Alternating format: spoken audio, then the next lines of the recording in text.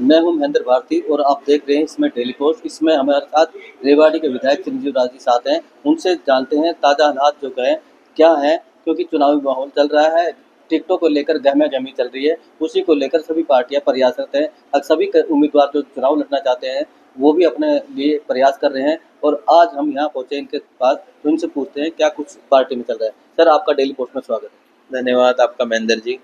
Sir, क्या कहेंगे किस तरह से, जिस तरह अभी पार्टी की मीटिंग पे मीटिंग चल रही है, मीटिंगों का दौर जारी है, टिकटों की संख्या जो टिकटॉकियों की बढ़ती जा रही है दिन प्रतिदिन। देखिए, पिछले दिनों में प्रदेश इलेक्शन कमेटी की मीटिंग थी जिसका मैं भी मेंबर था और हम सब लोगों ने हमारे जो भी लेख थे जिनके आवेदन आए थे, जो सबसे अच्छे प्रत्याशी हैं हमारे, उनके नाम हम लोगों ने भी हमारे स्क्रीनिंग कमेटी के चेयरमैन अजय माकन जी को भेजे हैं। आज स्क्रीनिंग कमेटी की बैठक है और मुझे लगता है बहुत जल्द टिकटों का वितरण हो जाएगा। हमारी सोच यही है कि कांग्रेस पार्टी उन उम्मीदवारों को टिकट दे जो बहुत पुराने समय से पार्टी के साथ जुड़े हुए हैं, समर्पित हैं और जो पार्टी के लिए मेहनत कर रहे हैं, और मुझे लगता है ऐसे व्यक्तियों को पार्टी को टिकट देना चाहिए। आपने जिस दिन से बयान दिया है कि 9 तारीख को नॉमिनेशन करेंगे और डिप्टी सीएम की कुर्सी मैं लेकर आऊंगा, तभी से पूरी कांग्रेस में खलबली मची है, प्रदेश भर में गए तो उसको लेकर क्या कुछ कहेंगे? देखिए, मैंने जो तब ये स्टेटमेंट दी थी, मेरा जो पिछले 10 साल से आज बीजेपी की सरकार यहाँ पर है, आप भी देख रहे होंगे कि बीजेपी ने हमें बिल्कुल भी नेतृत्व यहाँ नहीं दे रखा है। हमारे समय के अंदर जहाँ 3-4 मंत्री हुआ करते थे, चाहे मेरे पिता कैप्टन अजय यादव हों, राव नरेंद्र जी थे और भी 2-3 मंत्री हमारे यहाँ इलाके के अंदर थे, और आप पिछले 5 सालों में देखेंगे हमें हमारा जो हक है वो नहीं मिल पाया।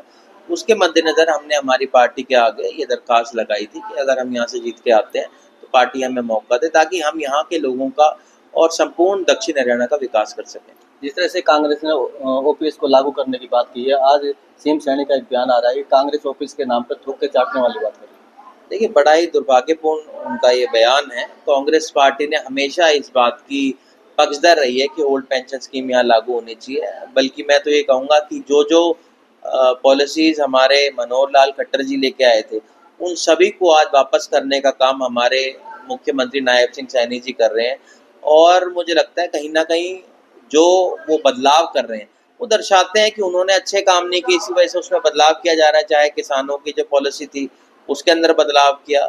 इस तरीके से आप खुद समझ सकते हैं कि जो अपनी पार्टी के फैसले बदल रहे हैं, वो दूसरों पे आरोप लगा रहे हैं। जिस तरह से आज आप ने बात करी किसानों की, तो किसानों को लेकर एक कंगना रनौत जो जो थी अभिनेत्री हैं, अब वो सांसद बन चुकी है, वो भी अपने बयानों के लेकर जो हमेशा सुर्खियों में बनी रहती हैं। आज भी उन्होंने एक बयान दिया है कि किसान अगर भाजपा जो 3 कृषि कानून वापस नहीं लेती तो किसान आज इतने उपद्रवी हो जाते, अब बंगला जैसे हालात भारत में देखने को मिलते।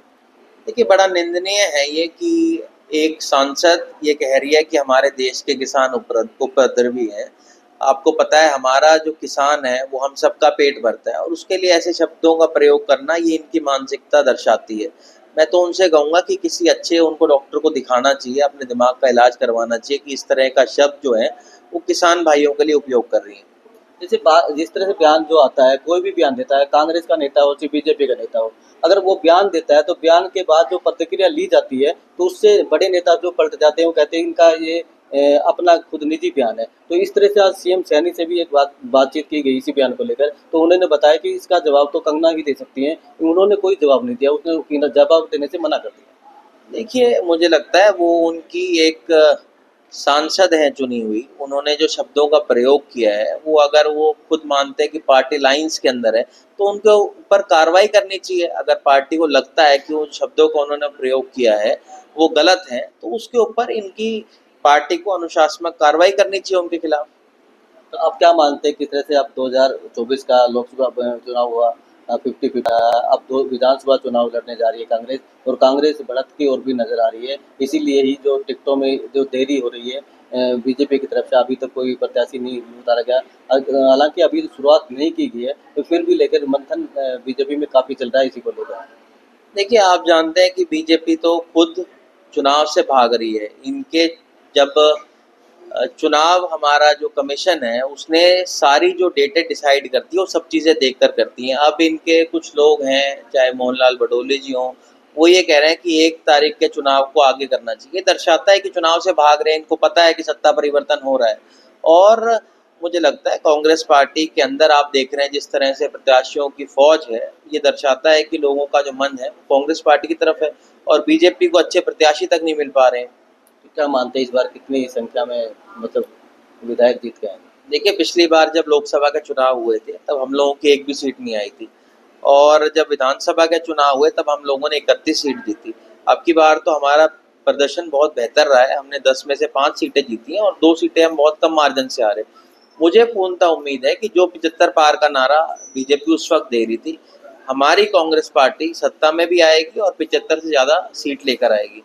देखिए, इन्होंने साफ शब्दों में कहा है कि जो पिछली बार 75 का नारा जो था बीजेपी ने दिया था, इस बार कांग्रेस की लहर चल रही है। कांग्रेस पूरी तरह से मेहनत कर रही है, लोगों तक पहुंच रही है और वो सपना जो बीजेपी ने जो नारा दिया था, वो सपना बीजेपी वाला अब बीजेपी के बाद कांग्रेस की बारी आई तो कांग्रेस उसे पूरा करेगी। 75 नहीं, वो 75 से ज़्यादा विधायक जीतकर अपनी सरकार बनाएगी। Mahendra Bharti, daily post, Rewari.